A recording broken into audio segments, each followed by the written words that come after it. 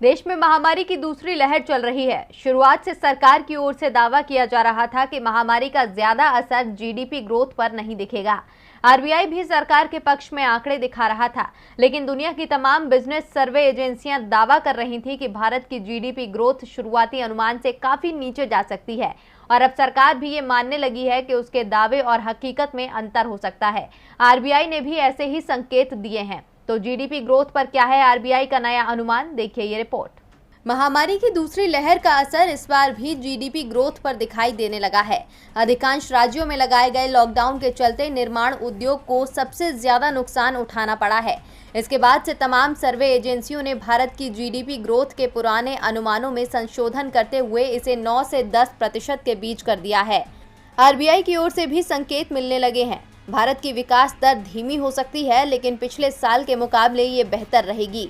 RBI की ओर से दावा किया गया है कि 2021-22 में भारत की जीडीपी ग्रोथ 10.5% रहेगी। केंद्रीय बैंक ने कहा कि दूसरी लहर के साथ ही वृद्धि दर अनुमानों में संशोधनों का दौर शुरू हो गया है।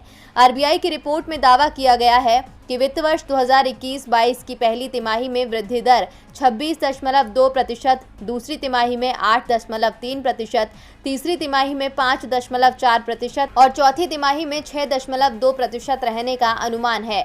पिछले साल की निराशा के बीच टीकाकरण अभियान एक उम्मीद बनकर उभरा है।